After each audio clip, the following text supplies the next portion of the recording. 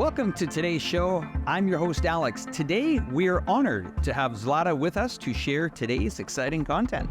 Hello, everyone. I'm Zlata, and I'm delighted to be on the show today. In today's program, we will unveil how Chongqing-made projectors are conquering the international market. Additionally, listen to the story of Zhang Wanbing and the dry port. And an Australian vlogger will explore the 816 project in Fuling, revealing another side of Chongqing. Zlata, do you use projectors in your daily life? No, I have never used a projector myself, but I find it a good and economical alternative to a TV. Well, did you know among the many projector brands we use, there is a rising star made in Chongqing that is shining in the global market. It has not only entered North America, but is also expanding in Southeast Asia and Europe. It's called 4Movie. Oh, I have heard of this brand of projectors and see it in many places, but I didn't know it was a company from Chongqing. Well, it is. In today's Bridging News, we will watch a video to learn about the journey of Chongqing-made projectors going global. Let's take a look.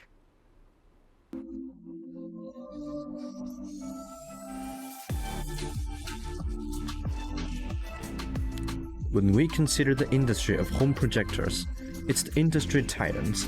Yet in recent years, a new generation of challengers has risen. At the forefront of these challengers is 4Movie. Since 2020, this company has made significant inroads into the North American market. We use projectors to give customers a better interactive experience with large screens. 4Movie is young, but in the field of projectors and laser TV, we have the world's leading technology.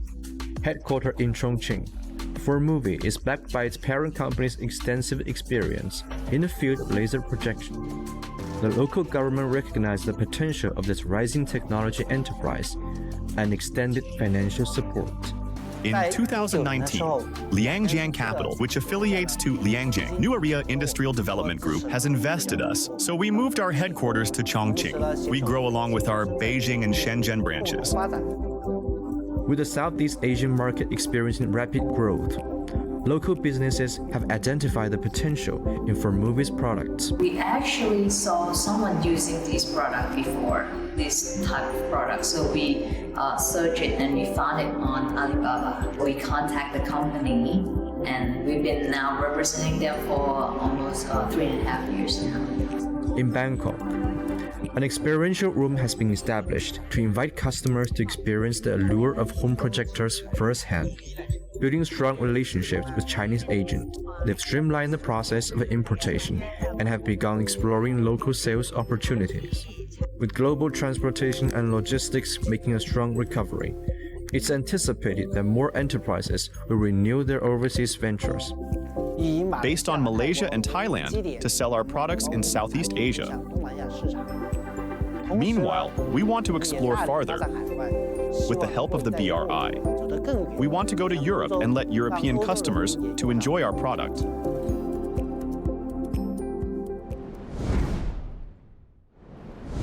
Besides rapid economic development, Chongqing's cultural heritage also deeply attracts friends from all over the world. Recently, some overseas recommenders visited Zhongqiang to experience authentic Chinese traditional culture. That sounds interesting. I'd love to know how they felt about it. Don't worry, the following video will take you into Zhongqiang County to feel its historical charm and cultural allure.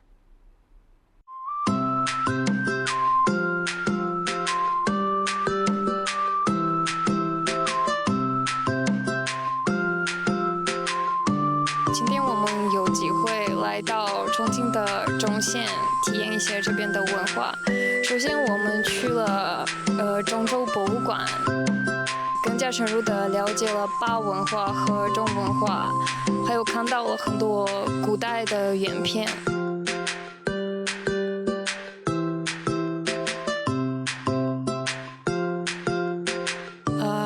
后面我们来到了黄花城，我觉得黄花城是给我最深的印象的。因为我们了解到了它的历史背景和文化内涵，而且我们也有机会自己动手体验一下考古。今天我们来这里体验了一些就是古代的中国一些字，比如是那个中国古代喜欢字的就是喜字。我作为一个非常喜欢画画的一个人，我以为我的手工能力还是很棒的，但是今天这个活动让我考验一下我的能力。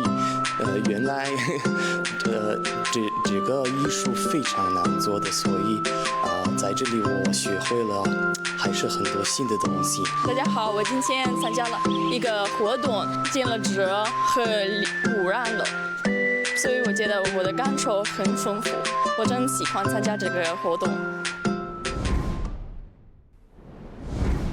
Now, Zalata, do you know what a dry port is? Honestly, I don't really understand it. Okay, so let me explain. An inland dry port is actually a port built in inland areas. Although it is not near the sea, it can provide the same services as a real port, such as customs declaration and inspections.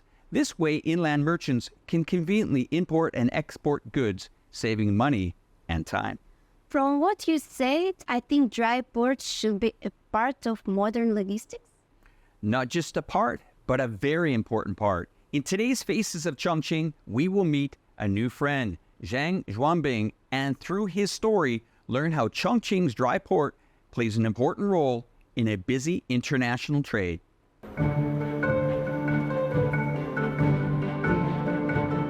有几个偏的比较多的，要调整一下。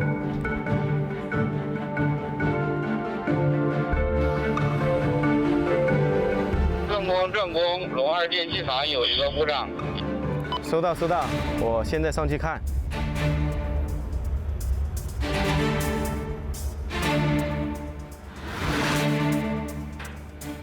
我是郑元斌。 I'm Zheng Yuanbing, Director of the Station Operation Department of New Land Sea Corridor Operation Chongqing Supply Chain Limited Company, mainly responsible for production safety and equipment management of Chongqing Inland Port.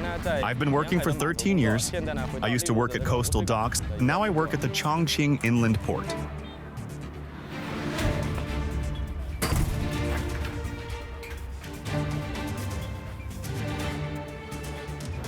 我上来检查一下，是起升柜里面有个故障，然后现在已经恢复了。The inland port is a port without water. The new land sea corridor, Chongqing Inland Port, covers an area of about 179,333 square meters. Services related to the exchange and circulation of goods, once provided at seaports, can now be forwarded to land transportation ports. Enterprises can complete cargo space bookings, customs clearance, inspection applications, and other procedures in Chongqing. Containers can be assembled in the container yard, then transited and shipped. In this way, the inland port will become an international shared allocation center for containers.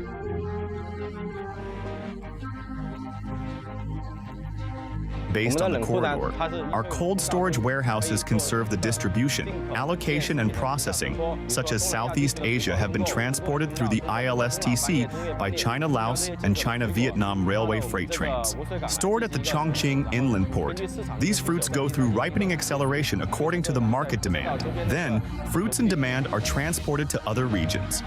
The Rail Sea multimodal transportation system of ILSTC is becoming more and more convenient. Types of transported goods are increasingly diversified. Logistics systems and networks are steadily promoted. As a staff member, I hope the Chongqing Inland Port can serve as a smooth channel for numerous goods, bring the quantity increasing, and quality promotion to both the corridor and surrounding areas.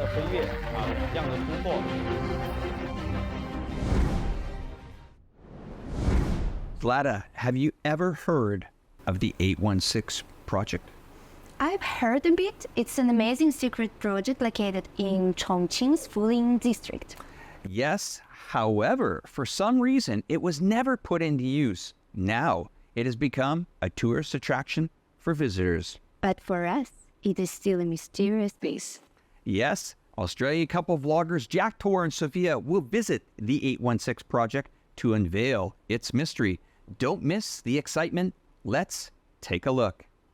Hey, how? Welcome to a little bit of a different video. In this video, we're going to see the 816 decommissioned nuclear underground and secretive project that was here in China that started in 1966, which was opened somewhat to the public in 2002. We are going to learn so much. We're going to learn so much, so let's go.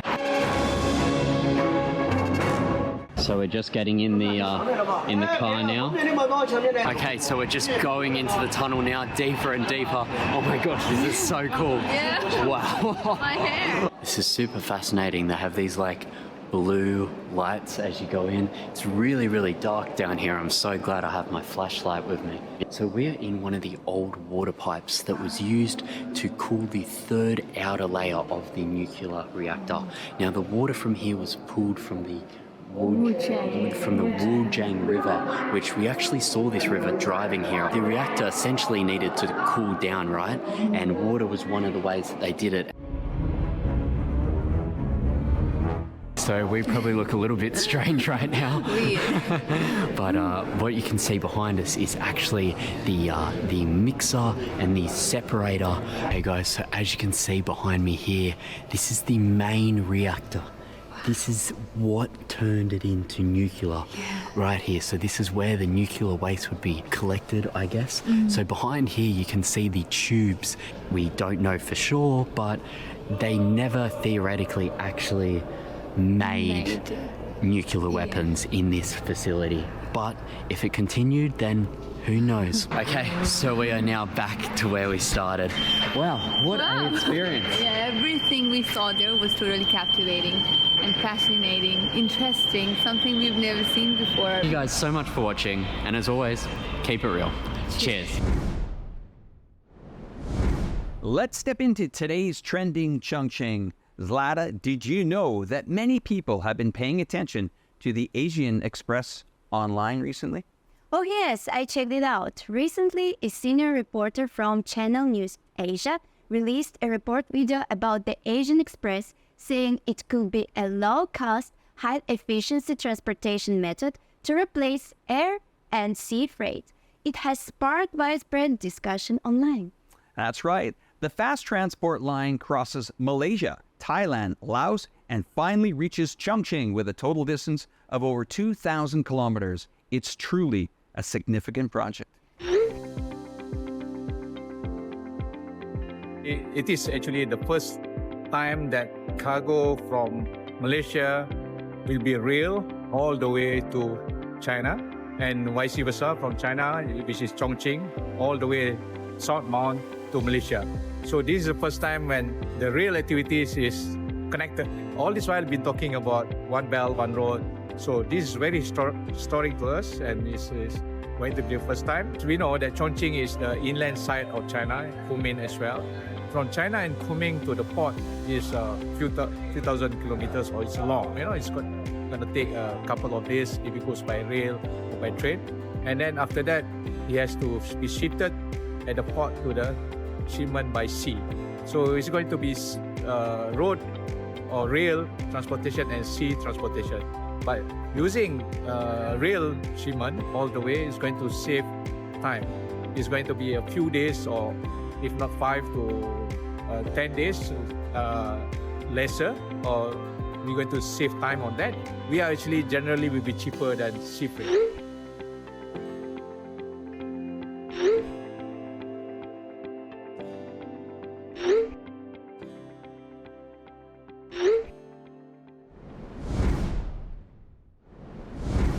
That's all for today's show. Thank you, Zlata, for your sharing, and thank you all for your company. I'm glad to be on this show today and look forward to seeing you next time. Let's meet, showcasing new Chongqing to the world. See you next time. Goodbye.